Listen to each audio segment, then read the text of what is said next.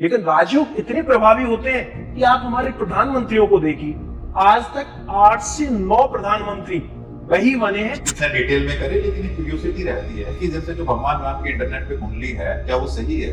उन्होंने कहा था कि तुमने मेरा बहुत बड़ा अपमान किया है और मैं आज नारी के बारे में इधर उधर भटक। एक ऐसा बंदा जो सरपंच बनता है वो सीधा मुख्यमंत्री बन सकता है। क्या कभी आपको ऐसा लगा कि स्नान करते वक्त आपका मन उदास हो, निराश हो?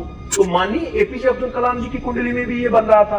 और अभी स्मृति ईरानी देखी, मानव संसाधन विकास मंत्री रही है ना। जो राजयोग हैं वो बहुत सारे लोगों की कुंडली में होंगे, लेकिन कुछ ही लोग क्यों सक्सेसफुल हो पाते हैं? आपने सुना होगा कि बहुत सारे लोग बाथरूम सिंगर, मोस्टली लोग बाथरूम में गुनगुनाते हैं। इसका कारण यही है।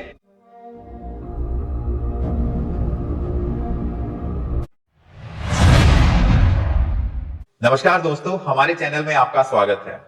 आइए स्वागत करते हैं डॉक्टर राम जी, एस्ट्रोलॉजर, जिनका ज्योतिष में 15 से 17 साल का एक्सपीरियंस है। नमस्कार। नमस्कार समस्त जी, कैसे हैं आप? मैं बहुत अच्छा हूँ। कि आजकल इंटरनेट पे ना भगवान राम की कुंडली भी है, तो वैसे तो हम इतने वो नहीं है कि भगवान राम के विषय में इतना डिटेल में करें, लेकिन एक क्यूरियोसिटी रहती है कि जैसे जो भगवान राम की इंटरनेट पे कुंडली है, क्या वो सही है? देखिए, वैसे तो प्रभु श्री राम के बारे में हमारे पास इतने शब्द नहीं है कि उनकी हम क्या चर्चा करें, लेकिन फिर भी प्रभु ने जो हमें यथामति जो भी उन्होंने हमें बुद्धि दी है उसके माध्यम से उनकी कुंडली को देखे। भगवान श्री राम की कुंडली को आप देखने पर पाओगे कि 5 ग्रह उनकी कुंडली में उच्च राशि में बैठे हुए हैं। अब जब इस कुंडली के बारे में चर्चा करते हैं तो ये पाश्चात्य के बहुत सारे लोगों ने भी इसको देखा। अब वो मानने को तैयार नहीं हुए कि कभी ऐसी पोजीशन बनी थी कि जब 5 ग्रह एक साथ उच्च राशि में आए थे। अब इसके बारे में नासा वालों ने भी शोध किया और आप देखिए, चमत्कार देखिए प्रभु के बारे। जो रामचरितमानस में एक चौपाई आती है, जोग लगन ग्रह बार तिथि सकल बहे अनुकूल, चरु अरु अचरु हर्ष जुते राम जन्म सुख मूल। प्रभु श्री राम के जन्म के समय सारे ग्रह अनुकूल हो गए थे। 5 ग्रह उनकी कुंडली में उच्च के देखे गए हैं, लेकिन वेस्टर्न कल्चर वाले लोग, या ये कहें कि वेस्टर्न लोग इनको मानने को ही तैयार नहीं थे। फिर नासा ने भी इस पर एक बार रिसर्च किया था। क्या नासा ने क्या रिसर्च किया था?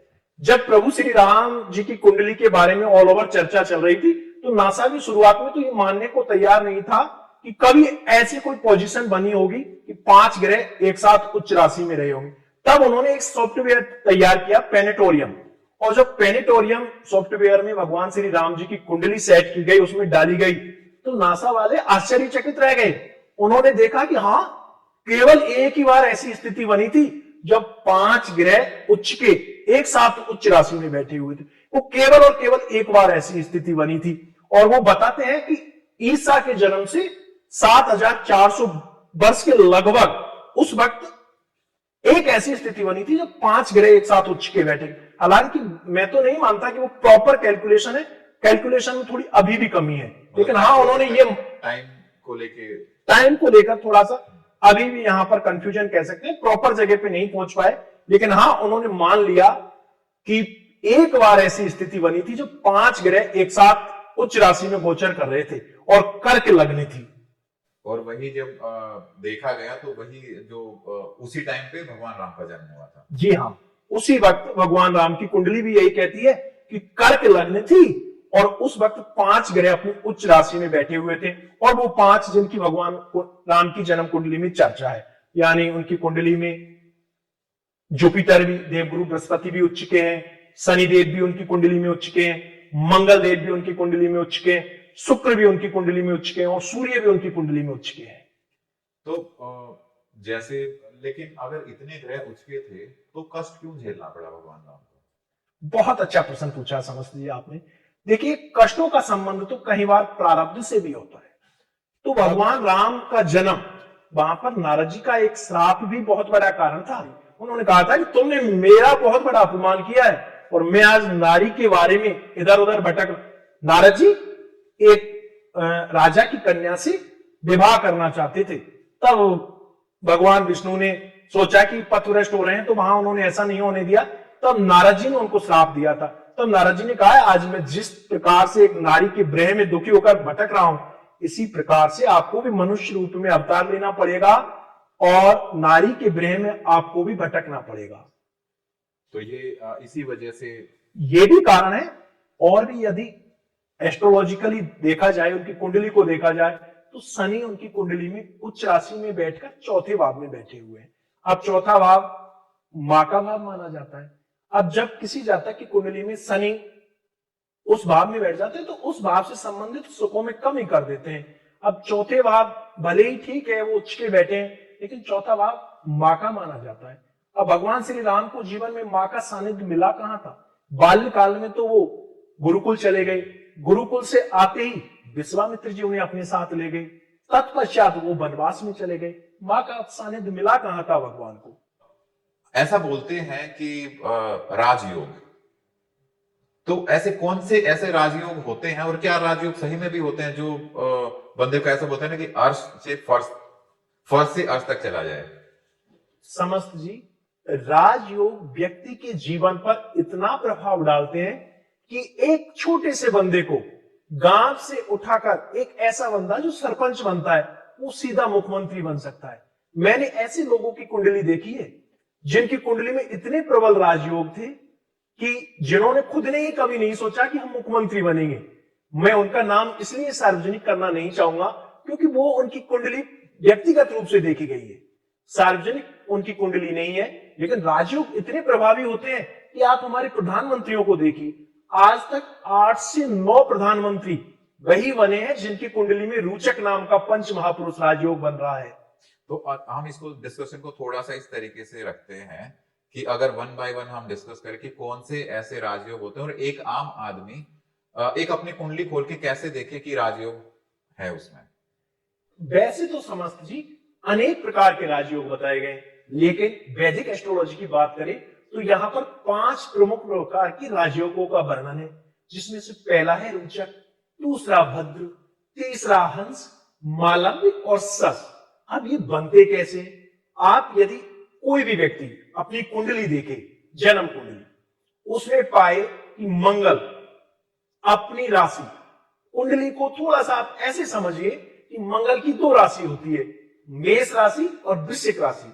अब मंगल या तो मेष राशि में बैठा हुआ हो, यानी कुंडली में जहां 1 लिख रखा हो, या तो मंगल वहां बैठा हुआ हो, या जहां पर 8 लिख रखा हो वहां पर मंगल बैठा हुआ हो, या मंगल अपनी उच्च राशि यानी मकर राशि में जहां पर 10 लिख रखा होता है कुंडली में, या मंगल वहां बैठा हुआ हो और वो बैठ जाए कुंडली के केंद्र भावों में।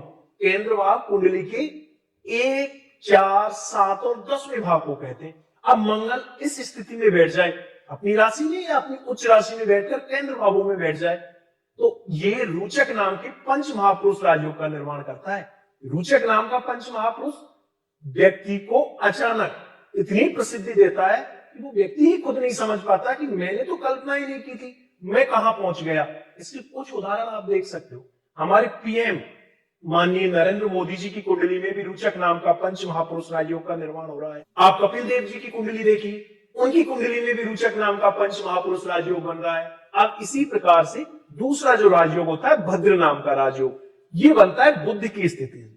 बुध जब किसी भी जातक की कुंडली में या तो अपनी खुद की राशि में बैठ जाए या अपनी उच्च राशि में बैठ जाए और वो बैठी कुंडली के केंद्र भावों में यानी पहले, चौथे, 7वें या 10वें भाव में, तो ऐसा जातक, तो ये भद्र नाम के राजयोग का निर्माण करता है। अब जिन जातकों की कुंडली में भद्र नाम का राजयोग बन जाए वो बहुत बड़े अर्थशास्त्री बनते हैं, तर्क शक्ति उनकी बेहद जबरदस्त होती है। अब यदि उदाहरण देखें तो माननीय मनमोहन सिंह जी की कुंडली में भी भद्र नाम का पंच महापुरुष राजयोग बन रहा है। फिल्म अभिनेता रणवीर सिंह जी की कुंडली में भी भद्र नाम का पंच महापुरुष राजयोग बन रहा है। इसी प्रकार से तीसरा राजयोग होता है हंस नाम का पंच महापुरुष राजयोग। अब जिन जातक को यह हंस बनाता है देवगुरु बृहस्पति। जब किसी भी जातक की कुंडली में देवगुरु बृहस्पति अपनी खुद की राशि में या अपनी उच्च राशि में बैठकर केंद्र भावों में बैठ जाए, कुंडली के केंद्र भाव वही पहला, चौथा, 7वां या 10वां, जब देवगुरु बृहस्पति अपनी खुद की राशि में बैठकर कुंडली के उच्च भावों में कुंडली के केंद्र भावों में बैठ जाए, तो ये हंस नाम का पंच महापुरुष राजयोग का निर्माण करते हैं। हंस नाम का जिन जातकों की कुंडली में ये राजयोग बन जाता है, उनका इंट्यूशन पावर बहुत हाई होता है। आपको देखते ही पहचान लेंगे कि समस्त जी के मन में क्या चल रहा है। वो पूरा एक्सरा खींच लेते हैं आपका। ऐसे लोग धार्मिक भी होते हैं और इंट्यूशन पावर तो बहुत हाई होता ही होता है। अब यदि इसके उदाहरण की देखे एपीजे अब्दुल कलाम, माननीय एपीजे अब्दुल कलाम जी की कुंडली में भी हंस नाम का पंच महापुरुष राजयोग बन रहा है। शिक्षा के क्षेत्र में बहुत ज्यादा रिसर्च करते हैं ऐसे जातक, और रिसर्च में उनकी विशेष रुचि होती है। तो माननीय एपीजे अब्दुल कलाम जी की कुंडली में भी ये बन रहा था। और अभी स्मृति ईरानी देखी, मानव संसाधन विकास मंत्री रही है ना स्मृति ईरानी, भाई एजुकेशन से जुड़ गए कहीं ना कहीं। तो ऐसे जातक एजुकेशन और जुडिशरी से जुड़ते हैं निश्चित रूप से। अब मालंब नाम का पंच महापुरुष राजयोग, शुक्र द्वारा निर्मित यह राजयोग व्यक्ति को लग्जरी लाइफ देता ही देता है।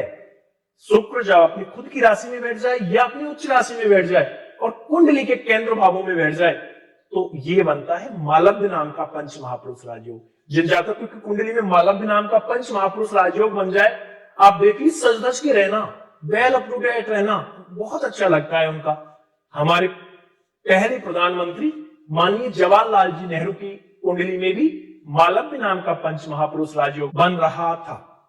और अब हम लास्ट जो 5 राजयोगों में से जो अंतिम राजयोग है वो है सस नाम का राजयोग, जो बनता है शनिदेव की स्थिति के कारण। अब शनि जब अपनी खुद की राशि में या अपनी उच्च राशि में बैठकर कुंडली के केंद्र भावों में बैठ जाए तो ये सस नाम का राजयोग का निर्माण करता है। अब जिन जातकों की कुंडली में सस नामक राजयोग बना होता है, ऐसे जातक बहुत बड़े उद्यमी होते हैं, या फिर जुडिशरी से भी इनका जुड़ाव होता है।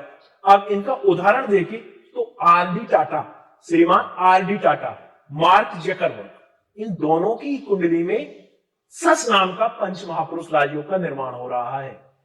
राजयोग व्यक्ति को अचानक प्रसिद्धि देते हैं। अच्छा, जब हम राजयोग की बात करते हैं तो ये एक्टिवेट कब होते हैं? जब जो इनका स्ट्रॉन्ग प्लेनेट होता है, जब उसकी दशा या अंतरदशा आती है तब एक्टिवेट होता है। हम इसको एक उदाहरण से समझते हैं। किसी व्यक्ति के मान लीजिए रोचक नाम का पंच महापुरुष राजयोग बन रहा है। अब जब रोचक बनाता कौन है? मंगल। अब जब भी उस जातक की कुंडली में मंगल की महादशा, मंगल की अंतरदशा, मंगल की प्रत्यंतर दशा या फिर मंगल गोचर में कहीं शुभ स्थानों पर गोचर करेगा, तब ये राजयोग उनको लाभ देगा। राजयोग से संबंधित कौन सा ग्रह आपका राजयोग बना रहा है, वो ग्रह जब अंतरदशा में आएगा, महादशा में आएगा, प्रत्यंतर दशा में आएगा या शुभ स्थानों पर गोचर करेगा, तब ये राजयोग हमें लाभ देता है। एक सवाल अब ये उठता है कि ये जो राजयोग हैं वो बहुत सारे लोगों की कुंडली में होंगे, लेकिन कुछ ही लोग क्यों सक्सेसफुल हो पाते हैं? देखिए, राजयोग बनना और उनका फलीभूत होना ये दोनों अलग अलग चीज है। मान लीजिए आपकी कुंडली में सस नाम का राजयोग बन गया।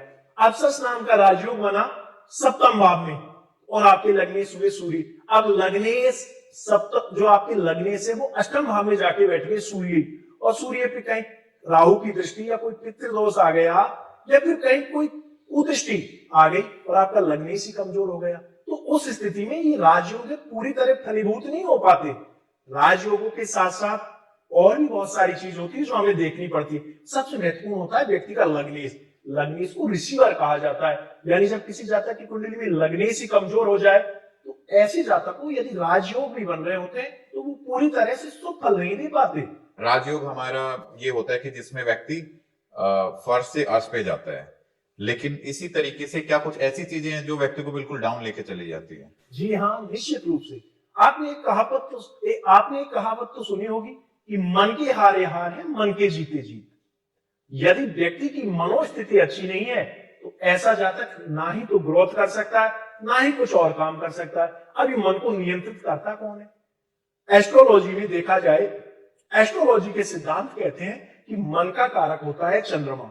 अब चंद्रमा को वैसे भी ग्रहों की रानी की संज्ञा दी गई है। जब किसी भी जातक की कुंडली में चंद्रमा कमजोर हो जाए, चंद्रमा पीड़ित हो जाए, या तो कोई ग्रहण दोष लग जाए या चंद्रमा कोई ऐसे स्थानों पर बैठ जाए जहां पर वो पॉजिटिव परिणाम नहीं दे पाता है, तो ऐसी स्थिति में जातक की मति भ्रम हो जाती है, मति या कहें कि मति भ्रष्ट हो जाती है।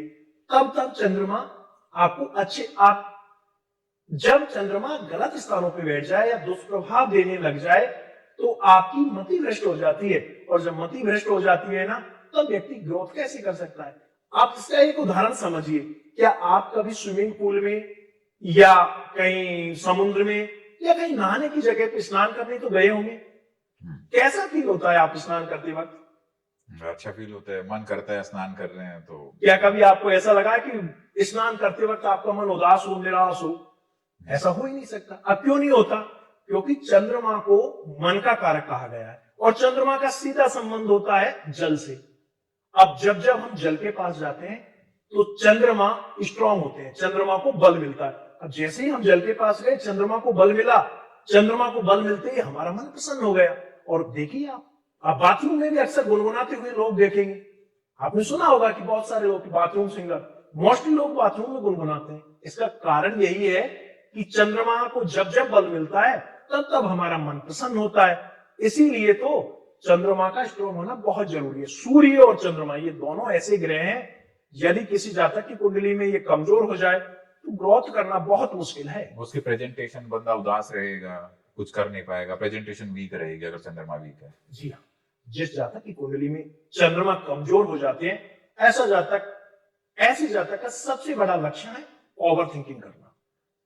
किसी ना किसी बेवजह की चीज भी वो सोचता ही रहेगा, स्ट्रेस बना रहेगा, एंजाइटी इश्यूज भी उनको सता सकते हैं, कहीं ना कहीं मन में उदासी बनी रहेगी और ऐसा जातक हमेशा उदास ही देखा जाता है। मान लो कि चंद्रमा किसी क्रूर ग्रह से पीड़ित है, तो ऐसा व्यक्ति फिर खुश कैसे रहे? वो तो चलो कुंडली में आ गया, लेकिन ऐसा बोलते हैं ना कि कुछ ऐसे कर्म होते हैं कि जिससे आप ग्रह नक्षत्रों को भी पीछे छोड़ देते हो। क्या ऐसी चीजें हो सकती हैं? जी हाँ, निश्चित रूप से ऐसी चीजें होती हैं। एस्ट्रोलॉजी शुरू हमारे जन्म से ही नहीं होती। एस्ट्रोलॉजी में तो हमारे माता पिता के ग्रहों का भी संतान पर असर पड़ता है। आपके भाई का भी असर आप पर पड़ेगा। जैसे आपके बड़े भाई के मंगल बहुत अच्छे हैं, आपके बड़े भाई की कुंडली में मंगल बहुत अच्छे हैं, मैं समस्त जी के साथ मधुर व्यवहार बनाकर रखूं, तो एस्ट्रोलॉजी तो एक दिव्य विषय है। यहां पर तो आपके माता पिता के ग्रहों का भी असर आप पर पड़ेगा, आपके भाई के ग्रहों का भी असर आप पर पड़ेगा। और यदि चंद्रमा किसी जातक की कुंडली में कमजोर स्थिति में है तो निश्चित रूप से हम उनके लिए कुछ उपाय भी कर सकते हैं। चंद्रमा को मजबूत करने का सबसे सटीक उपाय है भगवान महादेव की आराधना। शिव तांडव स्रोत का पाठ करिए, भगवान महादेव की आराधना करें, चंद्रमा निश्चित रूप से शुभ फल देने लगेंगे। तो इसमें जो प्रेजेंटेशन होती है, मतलब जो बंदा उदास रहता है, तो अगर हम भगवान शिव की आराधना करेंगे तो कितने ज्यादा चांसेस हैं कि चंद्रमा मजबूत हो जाएगा? जिसका कोई पैरामीटर भी होता है क्या? मान लो कि कोई पूजा करता है, ठीक है, वो हर रोज शिव जी की पूजा कर रहा है, लेकिन उसके प्लेनेटरी पोजीशन के अंदर मून जो चंद्रमा है वो वीक है, तो कहीं ना कहीं उसको ऐसा फील तो होना चाहिए ना कि मेरी पूजा सही तरीके से हो रही है, सफल हो रही है, नहीं हो रही है। जी, बहुत अच्छा प्रश्न पूछा है समस्त जी आपने। देखिए, भगवान महादेव की पूजा अर्चना करने से तो रावण भी रावण बन गया। आप सुंदरकांड की एक चौपाई देखिए, जाके बल लवलेश से जितहु चराचर झार, तासु दूत में जाकरी हरियाणा प्रिय नार। समस्त जी, भगवान महादेव की आराधना करके तो एक दुष्ट आत्मा रावण भी रावण बन गया। तो महादेव की आराधना कब निष्फल नहीं जाती। और आप 1 महीने करके तो देखिए, आपको खुद को एहसास हो जाएगा कि हाँ, मैं आप पॉजिटिव फील कर रहा हूं। एक विदिन 1 मंथ आप खुद एहसास करने लग जाएंगे कि हाँ, चीजें अब ठीक होने लगी है, मन प्रसन्न रहने लगा है। उम्मीद है दोस्तों आपको हमारी ये जानकारी अच्छी लगी होगी। अगर आपके किसी भी प्रकार के सवाल हैं तो आप नीचे कमेंट्स में हमें बताइएगा। हम कोशिश करते हैं अगले पॉडकास्ट में आपके सवालों का जवाब जरूर दें। तब तक के लिए बने रहिए हमारे पॉडकास्ट के साथ। धन्यवाद।